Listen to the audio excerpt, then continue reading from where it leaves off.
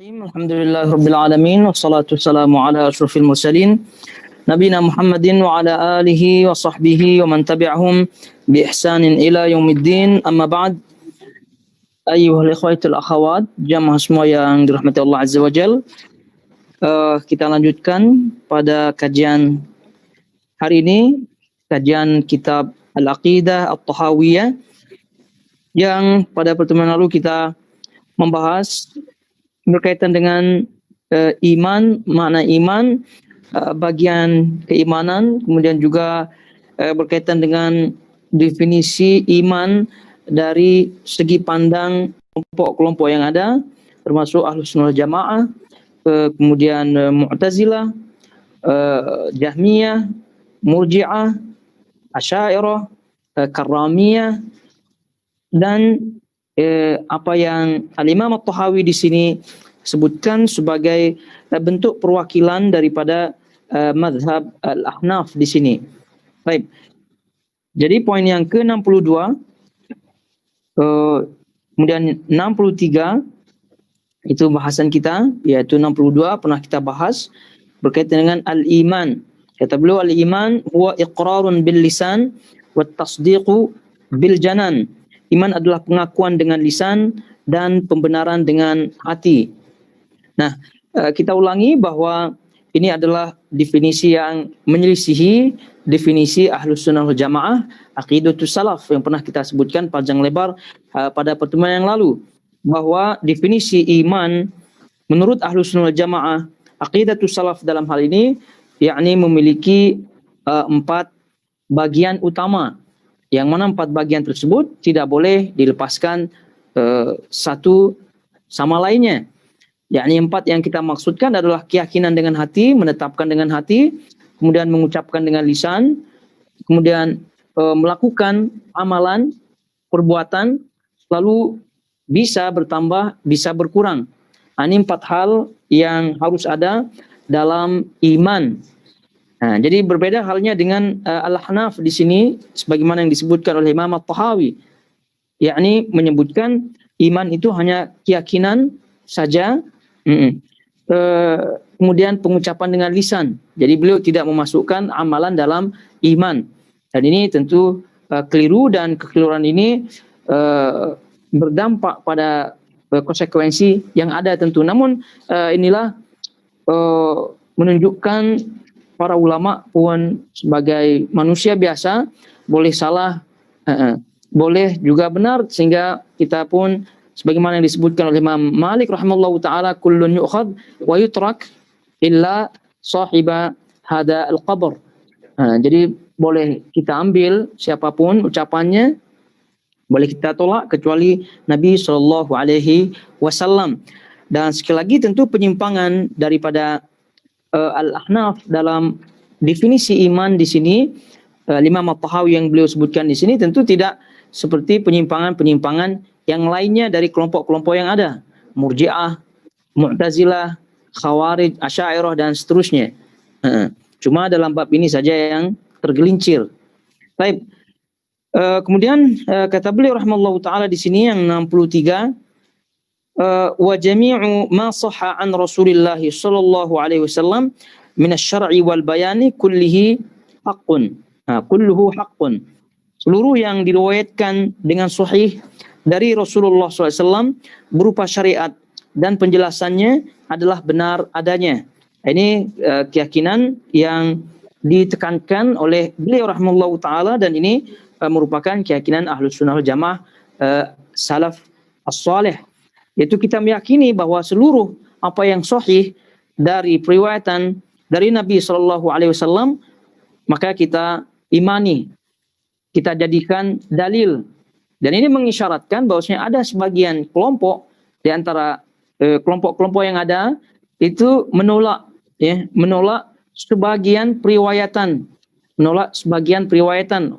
Jadi periwayatan hadis secara umum itu kan dibagi menjadi 2. Ada periwayatan ahad, ada periwayatan mutawatir, ada periwayatan ahad. Nah, baru ahad itu dibagi bagian yang banyak, ada yang sahih, ada yang hasan, ada yang dhaif, dan seterusnya. Di secara umum ada yang mutawatir, ada yang ahad. Nah, Al-Imam At-Tahawi rahimahullahu taala menyampaikan kepada kita bahwa seluruh yang sahih dari ahad apalagi mutawatir, maka itu semua hak, semua harus diikuti. Tidak seperti apa yang difahami atau diyakini oleh sebagian kelompok sesat. Yani mereka hanya mengambil riwayatan mutawatir saja. Dan mereka menolak riwayatan ahad. Sering kita sebutkan yang dimaksud dengan mutawatir ada periwayatan banyak orang dari setiap generasi yang mereka mustahil untuk bersepakat dusta. Mereka mustahil bersepakat dusta. Jadi itu definisi daripada mutawatir. Sehingga mutawatir ini confirm sahih. Confirm tufidul ilm. Jadi confirm mengandung unsur ilmu, keyakinan. Mengandung unsur ilmu dan keyakinan. Adapun ahad itu maknanya adalah periwayatan yang tidak memenuhi syarat mutawatir. Tidak memenuhi unsur atau syarat mutawatir. Jadi apa syarat mutawatir? Tadi kita sebutkan definisinya. Mutawatir itu adalah periwayatan yang diriwayatkan oleh banyak perawi dalam setiap generasi. Dalam setiap generasi, sahabat, tabi'in, tabi'in sampai ke periwayatan imam-imam ahlul hadis. Berapa jumlahnya? Itu khilaf para ulama. Ada yang menyebutkan 5, ada yang menyebutkan 10, tapi yang jelas lebih daripada 1. Jadi dalam setiap generasi. Di mana mereka mustahil tentu untuk bersepakat dusta. Karena kalau sudah mutawatir dalam setiap generasi itu mustahil dusta. Maka mutawatir ini yufid al-ilm. Tufid al-ilm. Jadi berfaedah apa? Berfaedah yakin pasti 100% sahih. Dan diyakini kesahihannya. Nah, adapun periwayatan ahad, ya tentu tidak memenuhi unsur persyaratan mutawatir. Yakni dalam setiap generasi tidak diriwayatkan oleh banyak perawi atau salah satu generasi yang mungkin sahabat, mungkin di generasi tabi'in kurang begitu sehingga tidak menjadi mutawatir. Maka dari segi ini maka tufid adzan. Jadi mengandung unsur dhon. Jadi ada prasangka, tidak sampai berderajat keyakinan. Ini tentu dari segi periwayatan, tapi dari segi amalan, kalau ahad itu sahih, maka tentu derajatnya sama. Artinya dari segi pengamalan harus kita amalkan. Dan betapa banyak tentu ilmu-ilmu agama yang kita dapatkan dari periwayatan ahad. Jadi ahad ini, kalau mutawatir tadi kita sebutkan confirm, yakin, sahih. Nah, tidak dibagi lagi, mutawatir dah satu, mutawatir. Jadi kalau udah mencapai persyaratannya, maka disebut mutawatir. Sudah tidak dibagi lagi, ada mutawatir sahih, tidak ada mutawatir sahih, mutawatir hasan, tidak ada.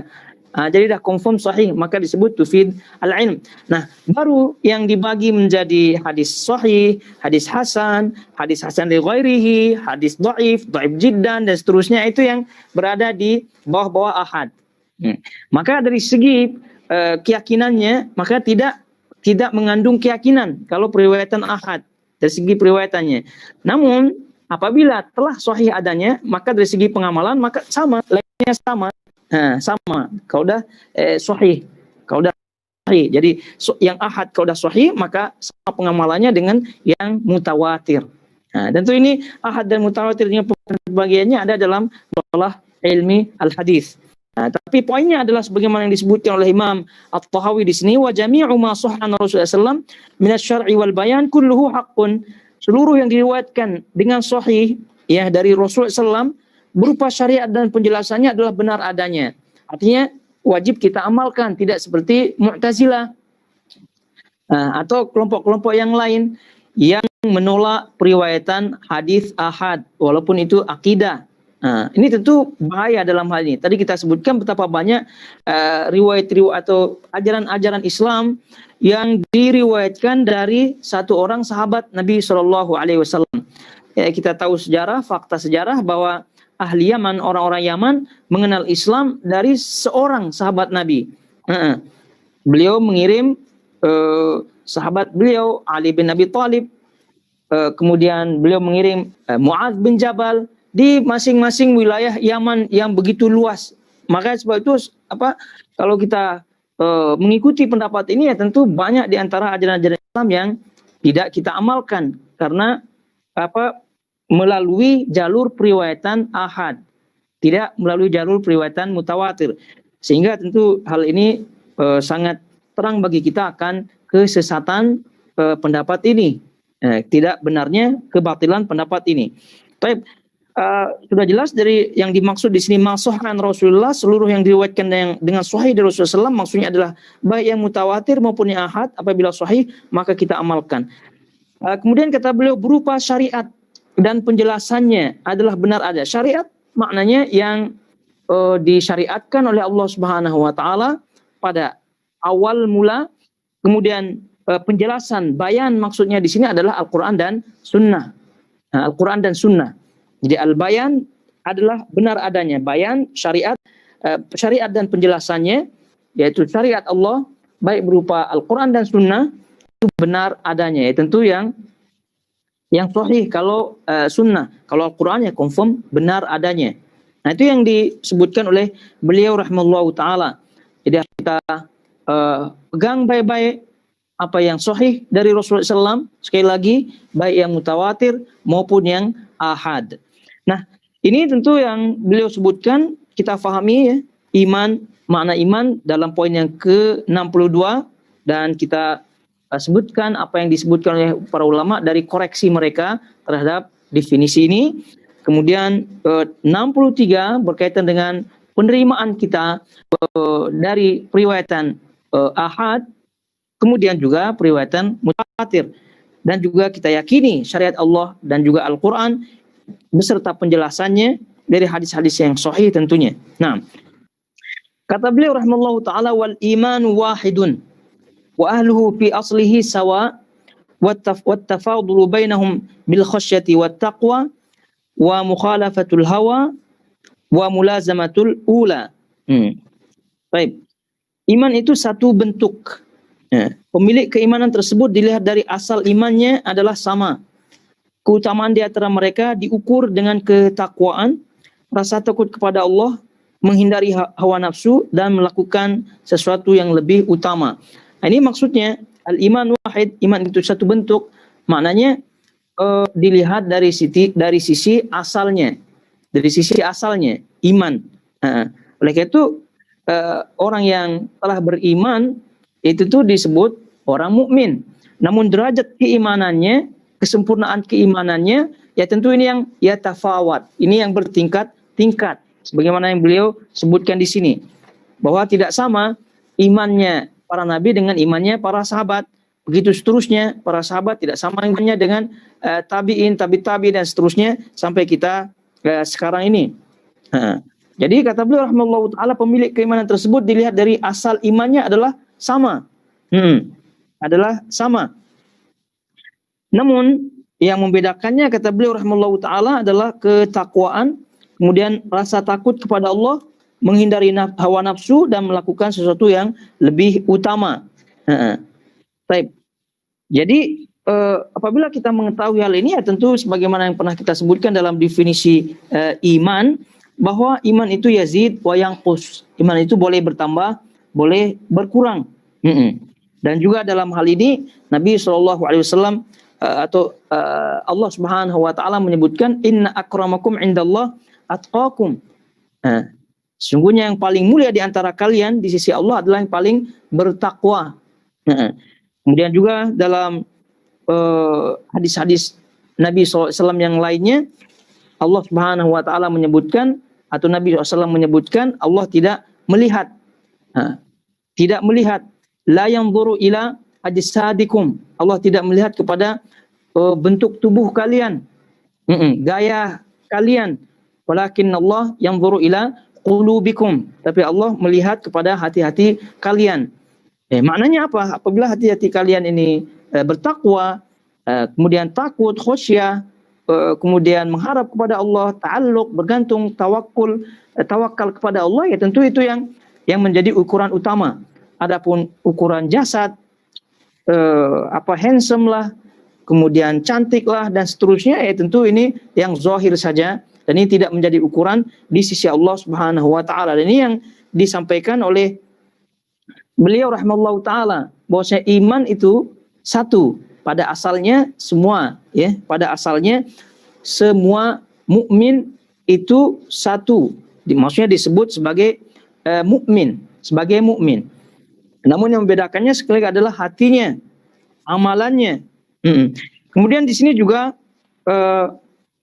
disampaikan ketika disebutkan berkaitan dengan hal ini, berkaitan dengan masalah al-istithna fil iman, pengecualian dalam iman.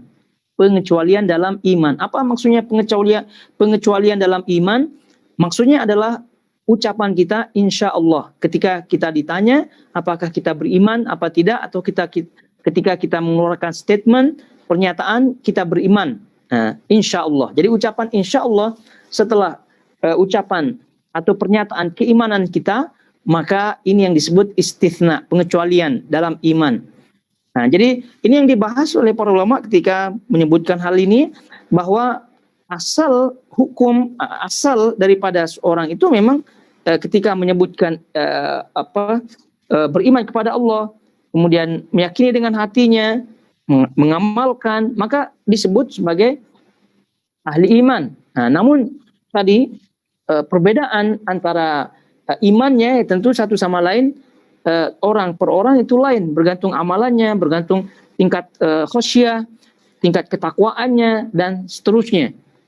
Nah, sekarang masalah istithna fil iman, yaitu pengecualian dalam iman dengan ucapan dengan ucapan saya beriman insya Allah. Nah, itu ucapan insya Allah itu makna istithna, pengecualian. Nah, dalam hal ini Ahlus Sunnah wal Jamaah aqidatus salaf dalam hal ini menyebutkan hukum istithna, ya, hukum istithna fil iman, di dalam iman itu hukumnya boleh. Itu hukumnya boleh. Adapun kelompok-kelompok lain, misal al-kullabiyah dalam hal ini, ahlu kalam itu menyebutkan haram, atau menyebutkan haram daripada al-istithna al-iman. Jadi menyebutkan al-istithna fil iman. Jadi ini adalah pandangan-pandangan mereka dalam masalah ini, yaitu al-istithna, pengecualian dalam iman. Jadi kita ulangi bahwa aqidatus salaf dalam hal ini menyebutkan hukumnya boleh. Al-istithna fil iman. Al-istithna fil iman boleh. Adapun Jahmiyah, kemudian Murji'ah, mereka mengatakan haram istithna fil iman.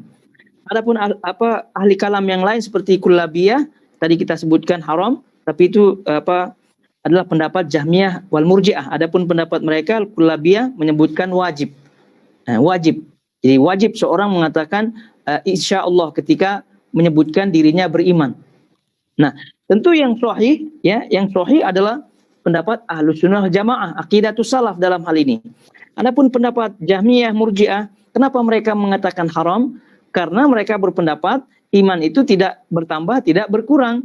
Jadi kalau orang menyebutkan aku beriman insya Allah, berarti dia telah ragu dalam keimanannya. Maka tidak boleh ragu dalam keimanan. Maka mereka menyebutkan haram. Adapun Kullabiyah, kemudian yang mengikutinya dari Asy'ariyah, Maturidiyah dan yang lainnya, mereka mengatakan wajib. Kenapa wajib? Karena orang itu tidak tahu, ya, orang itu pada asalnya diciptakan oleh Allah Subhanahu wa taala menjadi kafir dan menjadi mukmin. Sehingga orang itu tidak orang itu tidak tahu kematiannya nanti bagaimana. Jadi wajib seorang itu mengatakan istithna, pengecualian insyaallah. Namun di sini disebutkan oleh para ulama bahwasanya kekeliruan apabila kita menyebutkan wajib. Jadi asalnya mereka meyakini bahwasanya Allah Subhanahu wa taala menciptakan dua hal, kafir dan mukmin, ya, kafir dan mukmin. Jadi apabila diwajibkan gitu, apabila diwajibkan maka seolah-olah pandangan seperti ini mengatakan bahwasanya kafir dan mukmin, ya, kafir dan mukmin di sisi Allah itu sama, gitu. Di sisi Allah itu sama. Ya. Sehingga mereka mengatakan bahwa wajib mengatakan al-istithna, yaitu pengecualian. Tentu ini keliru. Adapun yang sahih adalah jawaz, boleh. Nah, boleh kenapa dikatakan boleh? Karena ini pendapat berada di tengah-tengah dari dua pendapat yang tadi kita sebutkan, yang wajib kemudian yang mengharamkan. Baik, boleh dalam artian ketika orang itu ditanya, ya, engkau beriman apa tidak? Maka kita sebut insya Allah. Tujuannya apa? Tujuannya apa? Karena iman ini adalah bentuk amaliyah qalbiyah. Nah, kita ketahui bahwa iman ini lebih kepada hati, yaitu keyakinan dalam hati. Sehingga tidak ada yang mengetahui kemurnian yang ada dalam hati kita kecuali Allah Subhanahu wa taala.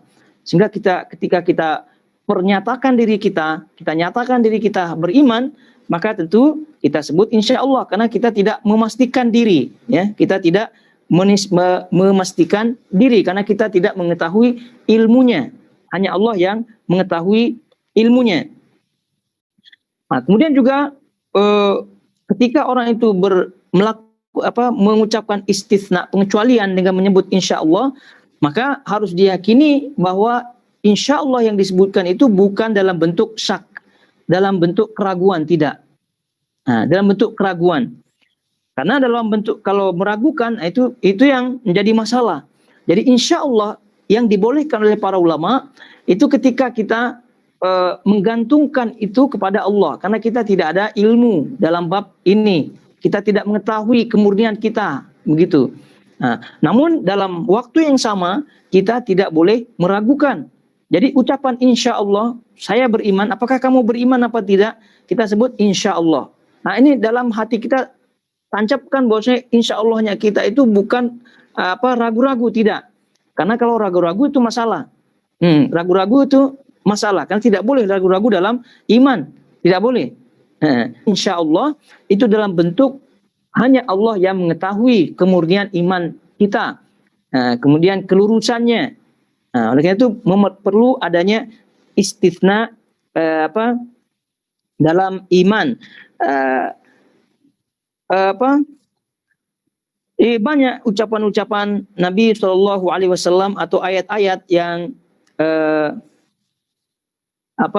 yang berkaitan dengan hal ini, ucapan insya Allah. Contoh dalam surah Al-Fatah ayat 27, la tadkhulannal masjidal haram insya Allah. Sungguh kalian akan memasuki Masjidil Haram insya Allah, aminin, dengan selamat. Ada ucapan di situ insya Allah. Kemudian wa ana insya Allah bikum lahikun, dan aku insya Allah akan menyusul kalian. Ini doa ketika kita masuk kuburan. Tapi ucapan insya Allah ini apakah kalau kita lihat teks ayat maupun hadis yang tadi, apakah ada unsur keraguan apa tidak? Tidak ada unsur keraguan. Nah, tapi disebut insya Allah. Sebut insya Allah. Karena itu apa? Untuk menggantungkan itu kepada Allah. Tapi dalam diri kita tetap yakin. Nah, oleh karena itu ini sebagai dalil bahwasanya boleh al-istitsna fil iman, boleh.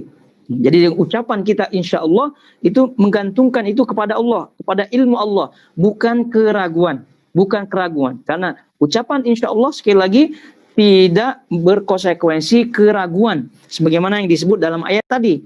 Rasulullah SAW menyebutkan dalam ayat ini, Allah Subhanahu Wa Taala sebutkan, la tadkhulannal masjidal haram insya Allah aminin. Sungguh benar-benar kalian akan masuk Masjidil Haram insya Allah. Gitu, insya Allah. Nah, ini istitsna, pengecualian, insya Allah. Aminin dengan keamanan, dengan selamat, dengan aman. Nah, namun sekali lagi ini tidak ada yang mengatakan Rasulullah SAW ketika menyebut ini, gitu ya, itu ragu-ragu, tidak ada. Atau ucapan doa kita masuk ke kuburan, Assalamualaikum ya ahlad diyar, minal muslimin wa ana insya Allah bikum lahikun. Assalamualaikum penduduk kubur ini dari golongan kaum mukminin, dan aku insya Allah akan menyusul kalian. Siapa yang ragu akan kematian? Tidak ada. Tidak ada yang ragu akan kematian. Tapi disebut insya Allah, pengecualian. Ini sebagai bukti, sebagai dalil bahwa al-istitsna fil iman itu tak masalah. Itu boleh. Bukan haram, bukan juga harus, bukan juga wajib.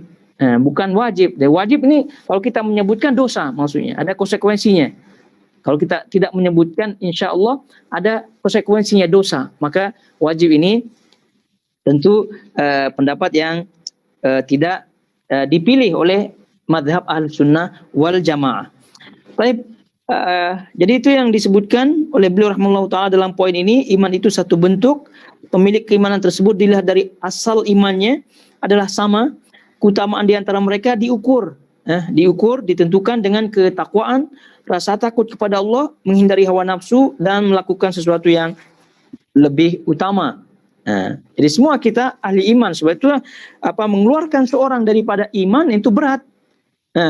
Tidak seperti Khawarij, tidak seperti Mu'tazilah dan seterusnya yang ringan mengeluarkan orang daripada keimanan dengan melakukan dosa dan seterusnya. Namun apa yang disebutkan oleh Ahlussunnah Jamaah, maka tidak keluar daripada iman, tapi imannya berkurang, imannya tidak sempurna. Oleh sebab itulah apabila kita menjumpai ayat ataupun hadis-hadis Nabi SAW yang menyebutkan la yu'minu ahadukum, la yu'minu, tidak beriman. Jadi banyak tuh hadis-hadis Nabi SAW yang mengawali atau yang menyebutkan tidak beriman. Di situ tidak beriman yang dimaksud adalah menafikan al-iman al-mutlak. Jadi menafikan kesempurnaan keimanan, bukan dasar iman, bukan dasar asal iman. Jadi asal iman itu masih tegak ada padanya, namun kesempurnaan iman tersebut yang dinafikan. Jadi ketika orang itu menjalankan sesuatu yang bertolak belakang, menyelisih keimanan, maka ketika itu imannya kurang. Kecuali kalau perbuatannya itu dihalalkan olehnya, maka ini cerita lain. Kalau dihalalkan olehnya, maka asal imannya itu baru tercabut, ini keluar daripada iman. Kalau sudah keluar daripada iman, ya otomatis keluar daripada Islam. Karena kita ingat kaidah bahwasanya iman apabila disebut sendiri, maka masuk ke dalamnya Islam. Islam apabila disebut sendiri, maka masuk ke dalamnya iman. Namun apabila iman dan Islam disebut dalam satu teks, maka iman itu maksudnya adalah amaliyah qalbiyah, amalan hati, kemudian Islam itu maknanya adalah amalan yang zahir. Baik. Jadi ini yang disampaikan oleh beliau rahimahullahu taala, bahwa kita tidak mempermudah untuk mencabut keimanan dari seseorang. Kemudian apa kata beliau rahimahullahu taala? Wal mu'minuna kulluhum awliya'ur rahman wa akramuhum 'indallah atwa'uhum wa atba'uhum lil Qur'an. Beliau menyebutkan kaum mukminin seluruhnya adalah wali-wali Ar-Rahman. Yang paling mulia di antara mereka adalah yang paling taat dan paling ittiba, mengikuti dengan ajaran Al-Qur'an. Jadi kata beliau menyebutkan tadi, apabila orang itu telah beriman kepada Allah Subhanahu wa taala, meyakini dengan hatinya, mengucapkan dengan lisannya, mengamalkannya, begitu. Walaupun ada maksiat dan seterusnya, tetap dikatakan iman. Namun yang paling tinggi level kedudukan imannya adalah mereka yang bertakwa, seperti tadi disebutkan, rasa takutnya kepada Allah, menghindari hawa nafsunya, melakukan sesuatu yang lebih utama. Itu dari segi level. Kalau dari segi penamaan, semua iman. Semua orang beriman. Dan itu kata beliau rahimahullah ta'ala di sini, kaum mukminin seluruhnya adalah wali-wali Ar-Rahman, wali-wali Allah. Kita ketahui wali-wali ini adalah aulia, ya, jamak daripada wali, yaitu kekasih Allah yang ditolong oleh Allah. Yang ditolong oleh Allah, dan nama Allah adalah salah satunya adalah Al-Wali, yaitu penolong, yang menolong. Itulah wali-wali Ar-Rahman, yaitu Allah Subhanahu wa taala. Ya. Jadi apabila ditolong oleh Allah, apabila mencintai Allah, beriman kepada Allah, maka mereka pada hakikatnya adalah wali-wali Allah, wali-wali Rahman. Namun sekali lagi levelnya berbeda-beda, lain-lain. Dan ini pernah kita panjang lebar sebutkan masalah ini ketika kita membahas kitab Al-Kabair. Kitab kabair di situ kita sebutkan pembagian daripada hal tersebut, itu yang disebutkan dalam surah Fatir ayat 32. Surah Fatir ayat 32. Summa awrathnal kitab alladhina istafaina min ibadina.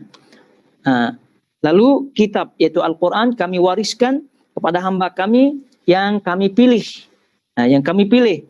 Faminhum zalimun li nafsih. Di antara hamba-hamba tersebut ada yang menzalimi dirinya dengan maksiat. Tapi tetap ada asal iman di situ. Ini semua disebut hamba Allah. Ini semua disebut hamba Allah. Walaupun menzalimi diri sendiri. Wa minhum muqtasid, yang pertengahan. Yang pertengahan. Hanya melakukan yang wajib-wajib saja. Namun meninggalkan maksiat.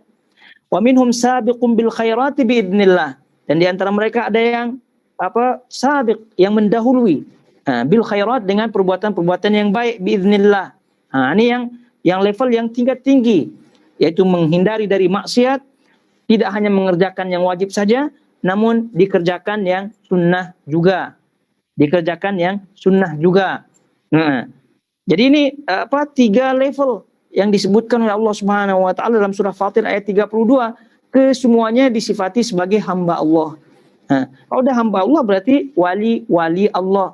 Wali-wali Allah, cuma level-levelnya saja yang lain. Ada yang rendah, ada yang menengah, ada yang tinggi. Dilihat tadi, zalim li nafsi, ada yang menzalimi diri sendiri dengan maksiat tentunya, bermaksiat. Tapi tetap asal imannya itu masih ada, sehingga disebut sebagai hamba Allah. Ada yang muqtasid, ada yang pertengahan, tidak bermaksiat, namun mencukupkan diri dengan yang wajib-wajib saja. Ramadan, sholat 5 waktu saja, zakat saja, namun tidak rajin untuk sholat sunnah, tidak rajin untuk puasa sunnah, tidak rajin untuk sedekah dan seterusnya. Lain dengan sabiqun bil khairat, yang selalu terdepan, yang terdepan, yang terdahulu, terdepan dalam melaksanakan kebaikan-kebaikan. Jadi ini yang paling top wali-wali Allah Subhanahu wa taala. Dan itu juga yang disebutkan oleh Nabi SAW dalam hadis yang sahih, hadis qudsi yang diriwayatkan oleh Imam Bukhari dari sahabat Abu Hurairah radhiyallahu taala anhu, yang dikenal dengan hadis wali, yang dikenal dengan hadis wali. Hadis ini, hadis qudsi, yang dikenal dengan istilah disebut sebagai hadis wali. Kenapa disebut hadis wali? Karena Allah menyebutkan di sini walinya. Jadi man adali waliyan faqad barazani bil muharabah. Barang siapa yang memusuhi waliku. Oleh karena itu disebut sebagai hadis wali. Barang siapa yang memusuhi waliku, maka sungguh dia telah berani menantang aku perang, kata Allah Subhanahu wa taala. Wa ma taqarraba ilayya 'abdi bimithli ada maftaratu 'alaihi wa la yazalu 'abdi yataqarrabu ilayya bin nawafil hatta uhibbah. Ini kata Allah. Jadi tidaklah hambaku, yakni di sini walinya, tentu di sini tidaklah waliku, hambaku itu mengerjakan sesuatu yang wajib, yang aku wajibkan. Wala yazalu, dan senantiasa hambaku mendekat kepadaku dengan sesuatu yang sunnah. Hatta uhibbah, sampai aku mencintainya. Fa idza ahbabtuhu kuntu sam'uhu alladhi yasma'u bihi wa basaruhu alladhi yubsiru bihi wa yadahu allati yubtishu biha, dan sampai akhir hadisnya. Jika aku mencintai mereka, maka pendengarannya menjadi maka pendengaranku akan menjadi pendengarannya. Maksudnya pendengarannya, matanya, langkah kakinya, semua atas taufik Allah Subhanahu wa taala, apabila dicintai oleh Allah Subhanahu wa taala. Namun poinnya adalah dalam hadis ini disebutkan ada tingkatan yang disebut hanya ada orang yang hanya sekedar melakukan yang wajib saja. Kemudian ada yang lebih daripada itu, yaitu menambah dengan amalan-amalan sunnah. Amalan-amalan sunnah tentu ini yang paling levelnya levelnya lebih tinggi. Namun sekali lagi hadis ini juga memberikan faedah kepada kita bahwasanya yang wajib itu adalah lebih utama daripada sunnah. Yang wajib itu lebih utama daripada sunnah. Jadi sunnah itu dikerjakan untuk lebih mendekatkan diri kita kepada Allah Subhanahu wa taala. Karena ada pandangan orang, sebagian orang awam yang mengatakan bahwa sunnah itu lebih tinggi posisinya daripada yang wajib. Apa alasan mereka? Karena alasannya yang wajib ya mau tidak mau kita harus kerjakan katanya. Tapi kalau sunnah itu kan sukarela. Jadi oleh karena itu bagi mereka hal yang wajib, amalan yang wajib itu lebih tinggi. Tapi ini keliru. Titik keliru. Yang kenapa? Karena yang paling disebut yang pertama adalah yang diwajibkan oleh Allah. Jadi sia-sia saja kalau rajin mengerjakan sesuatu yang sunnah hukumnya, lalu meninggalkan yang wajib. Oleh itu banyak di antara para ulama mengingatkan kepada kita bahwa jangan sampai rajin-rajin tahajud, rajin-rajin tarawih, tapi tidak sholat subuh.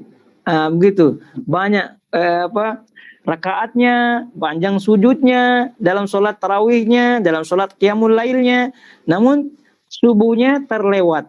Itu tidak ada artinya, tidak ada artinya. Jadi sekali lagi level atau nilai daripada sholat yang hal yang wajib itu yang lebih tinggi di sisi Allah daripada yang sunnah. Namun sunnah ini kita laksanakan Kenapa? Untuk lebih mendekatkan diri kita kepada Allah dan juga untuk menutupi kekurangan yang ada ketika kita mengamalkan suatu hal yang wajib. Jadi kata beliau rahimahullahu taala Imam At-Tahawi, kaum mukminin seluruhnya adalah wali-wali Ar-Rahman, yakni beriman kepada Allah, kemudian menolong Allah, dan itu yang disebutkan oleh Allah Subhanahu wa taala dalam surah Yunus ayat 32 sampai 63 yang pernah kita bacakan ketika kita membahas kitab Al-Kabair.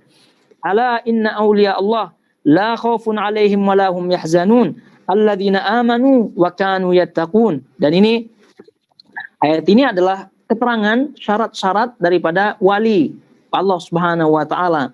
Jadi ketahuilah sesungguhnya wali-wali Allah itu adalah mereka tidak ada rasa takut dan tidak ada rasa sedih dalam dirinya. Rasa takut, rasa sedih ini berkaitan dengan hal duniawi yang pernah kita sebutkan. Tidak ada rasa takutnya, tidak ada rasa sedihnya. Apabila ada dalam kebenaran maka dia maju. Kemudian alladzina amanu wa kanu yattaqun, mereka juga beriman dan mereka juga bertakwa. Mereka beriman, mereka bertakwa. Jadi tidak ada rasa takut, tidak ada rasa sedihnya yang berkaitan dengan dunia. Tidak menjadi aib baginya kalau dia miskin, tapi yang jelas bekerja, begitu. Tidak menjadi aib kalau posisinya rendah dan seterusnya dalam hal dunia. Namun alladzina amanu wa kanu yattaqun, mereka beriman, ini yang paling utama, wa kanu yattaqun, dan mereka bertakwa. Ini dia yang disebutkan oleh Allah Subhanahu wa taala. Oleh itu kalau kita mengetahui hal ini, maka kita akan mengetahui di situ ada wali Allah, ada di situ wali syaitan. Sebagaimana yang disebutkan oleh Allah dalam surah Al-Baqarah ayat 257. Allahu waliyul ladzina amanu. Allah lah sebagai wali bagi orang yang beriman. Maknanya sebagai penolong orang-orang yang beriman. Yukhrijuhum minadh-dhulumati ilan nur. Jadi Allah mengeluarkan mereka dari kegelapan menuju ke cahaya. Maksudnya dari kegelapan, kesesatan menuju ke al-hidayah. Menuju ke al-hidayah. Zulumat, kegelapan di sini maksudnya kesesatan, ajaran sesat dan seterusnya, akidah sesat dan seterusnya, ilan nur, kepada cahaya, maksudnya kepada hidayah, Al-Quran dan Sunnah. Walladzina kafaru, dan orang-orang yang kafir, awliya'uhumut taghut. Awliya'uhumut taghut, mereka wali-wali taghut. Wali-wali mereka adalah taghut. Yukhrijuhum minan nur ila dhulumat. Kebalikannya. Jadi orang-orang yukhrijunahum minan nur ila dhulumati ila nur. Minan nuri ila dhulumat. Jadi taghut itu mengeluarkan mereka dari cahaya, yakni dari hidayah Al-Quran dan Sunnah, menuju dhulumat, menuju kegelapan. Ajaran-ajaran sesat dan seterusnya. Jadi ini dah jelas di situ ada wali Allah, kemudian ada di situ wali syaitan. Sampai Syekhul Islam Ibnu Taimiyah rahimahullah taala menulis satu kitab Al-Furqan baina auliya Allah wa baina auliya Ar-Rahman wa auliya syaitan. Furqan, pembeda antara wali Ar-Rahman, wali Allah dan wali syaitan. Baik. Jadi kata beliau rahimahullahu taala, kaum mukminin seluruhnya adalah wali-wali Ar-Rahman. Nah, dari segi akidah kita yakini seperti itu. Ingat level-levelnya yang lain. Lalu selanjutnya berkaitan dengan wala, ya, berkaitan dengan baro, ya, wala dan baro, loyal dan berlepas diri kepada kita pun berdasarkan level-level keimanannya, level-level keimanannya. Namun tetap asasnya kita ada, yaitu apabila kita mengetahui dia beriman, kita ketahui dia muslim, maka kita asasnya adalah mencintai mereka, Jadi wala, loyal kita ini tentu harus tetap ada. Namun besar kecilnya, tipisnya, tebalnya itu bergantung amaliyahnya, amalan orang-orang tersebut.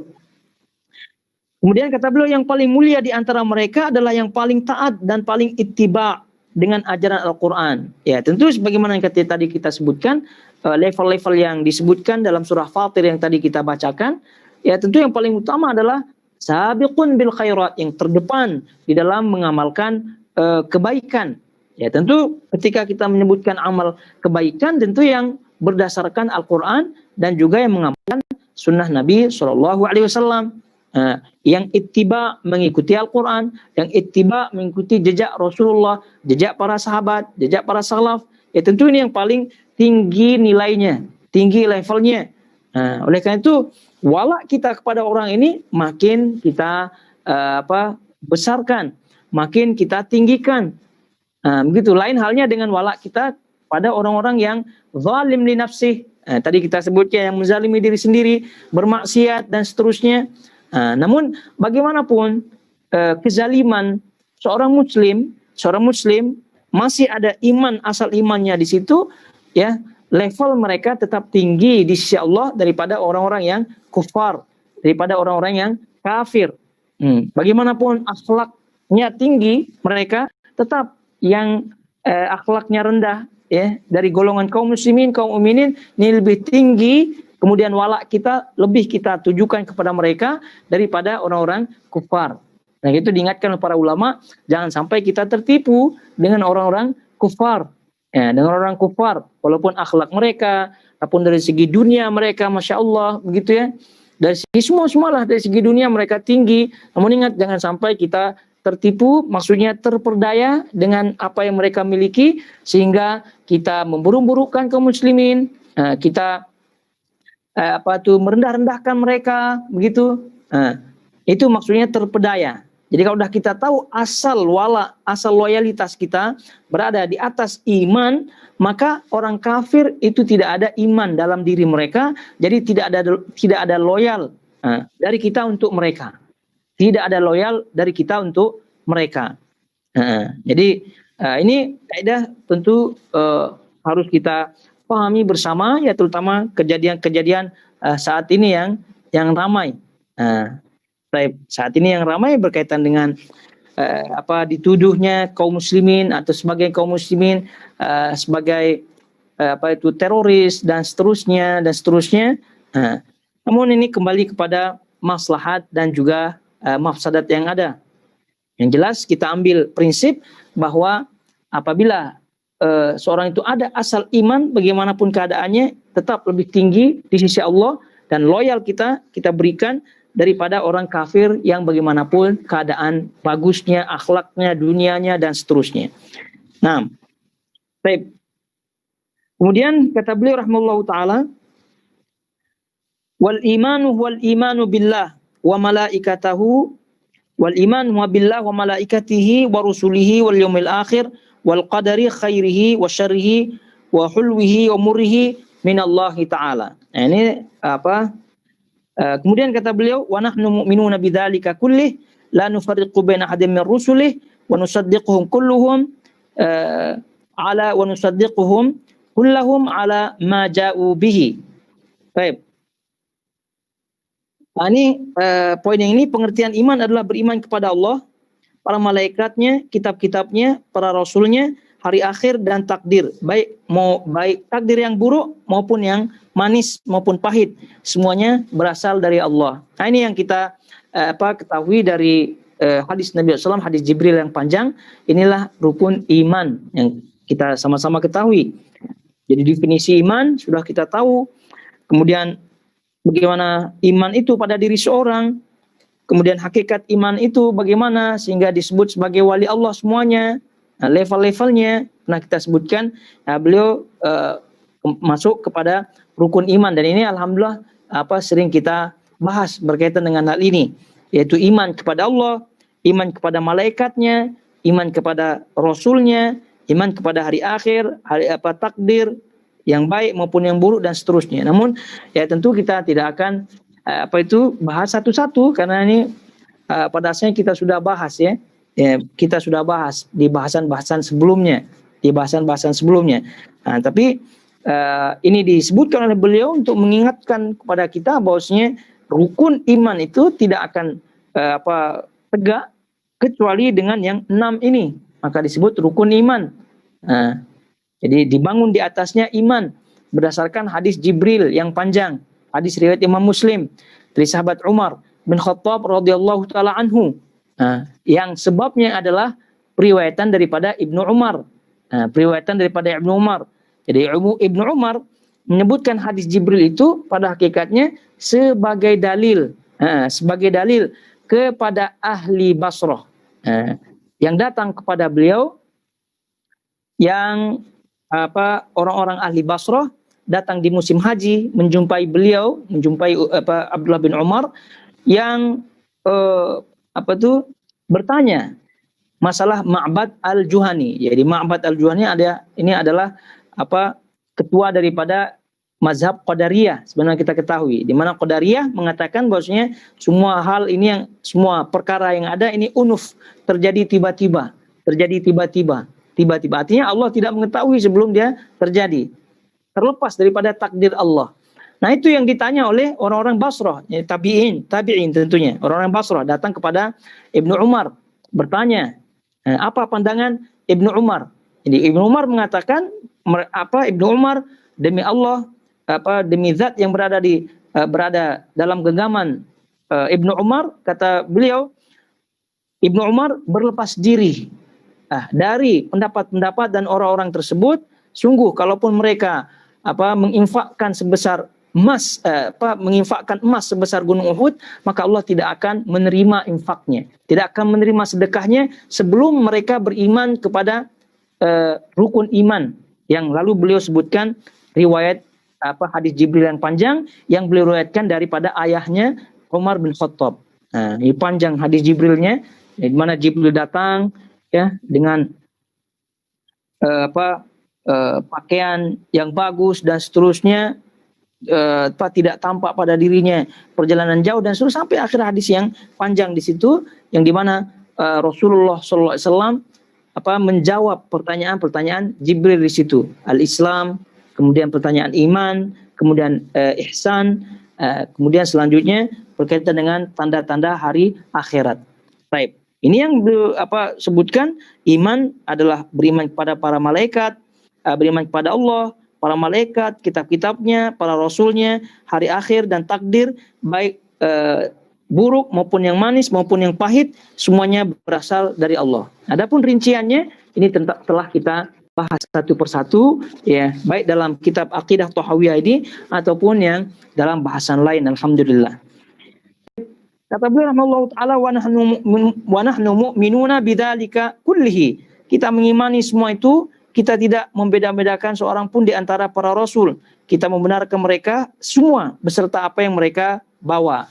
Nah, ini masalah tafadul, ya, masalah membedakan keutamaan di antara para rasul ini tentu ada. Nah, oleh karena itu Allah Subhanahu wa taala menyebutkan tilkar rusulu faddalna ba'dahum ala ba'd. Itulah mereka para rasul yang kami bedakan fadilahnya antara satu dengan yang lainnya. Kami utamakan antara satu dengan yang lainnya. Maka yang paling tinggi kedudukannya di antara para rasul adalah yang ulul azmi. Ulul azmi yang 5 ini juga pernah kita bahas. Ulul azmi yang 5, Nabi Muhammad SAW, Nabi Ibrahim, kemudian Nabi Musa, Nabi Nuh, Nabi Isa itu termasuk ulul azmi. Kenapa disebut ulul azmi? Karena kedahsyatan ujian-ujian yang mereka dapatkan dan tentu tegar di atasnya. Walaupun pernah kita sebutkan ada khilaf para ulama, kalau tidak semua para rasul disebut ulul azmi semua, karena mereka memiliki ketahanan dalam ujian, menghadapi ujian kepada Allah. Tapi ini yang masyhur yang disebutkan oleh jumhur ulama, dan mereka ini yang paling utama. Jadi ada, sebagaimana yang disebut di sini, kita mengimani semua itu, kita tidak membeda-bedakan seorang pun di antara para rasul. Maksudnya tidak membedakan di sini, maksudnya adalah tidak membedakan ajaran-ajarannya, tidak membedakan ajaran-ajarannya. Adapun membedakan keutamaannya antara nabi satu dengan nabi yang lain, itu tetap tadi kita sebutkan ayatnya. Kemudian kalau kita lihat fakta-fakta yang lain dari Nabi SAW, beliaulah yang paling pertama akan dibangunkan dari kuburnya, dan ini termasuk keutamaannya. Kemudian beliau juga menyebutkan, ana sayyidu waladi Adam wala fakhar, aku adalah penghulu, ketua anak Adam semuanya, dan ini bukan termasuk sombong, kata Nabi SAW. Ini menunjukkan bahwa membeda-bedakan di sini dari segi risalahnya, kemudian membeda-bedakan di sini dari sisi dari sisi kemanusiaannya. Jadi sisi kemanusiaannya, artinya dari sisi penciptaannya dan seterusnya. Ini tentu yang dimaksud di sini tidak membedakan. Tapi kalau keutamaannya, ya tentu ini ada keutamaannya mereka masing-masing. Kita membenarkan mereka semua, maka beliau sebutkan di sini, kita membenarkan mereka semua beserta apa yang mereka bawa. Ini maknanya perbedaan di sini yang kita tidak bolehkan adalah tidak membeda-bedakan dari segi apa yang mereka bawa, yaitu risalahnya. Semua dari Allah Subhanahu wa taala. Semua dari Allah Subhanahu wa taala. Tapi Islam datang, kemudian Al-Qur'an, kemudian Rasul SAW datang sebagai penutup. Para rasul itu menunjukkan bahwasanya ajaran-ajaran sebelumnya mansukh. Ajaran-ajaran sebelumnya dinasakh, dihapus, kemudian diganti, disempurnakan oleh ajaran Islam, oleh ajaran Al-Qur'an. Itu maksudnya. Baik, ayyuhal ikhwatul akhwat, jamaah semua yang dirahmati Allah Azza wa Jalla, kiranya kita cukupkan sampai poin yang ini ya, dan insyaallah kita akan lanjut ya pada pertemuan berikutnya. Insyaallah semoga Allah Subhanahu wa taala tetap memberikan kita taufik, kelancaran untuk melanjutkan kajian rutin kita, dan selanjutnya kita berdoa kepada Allah Subhanahu wa taala agar kita tetap tegar dalam Al-Qur'an, dalam sunnah, dalam meniti manhaj salaf, sehingga Allah Subhanahu wa taala meridai kita semua. Barakallahu fiikum wa sallallahu ala nabiyina Muhammad wa ala alihi wa sahbihi wasallam. Wassalamualaikum warahmatullahi wabarakatuh.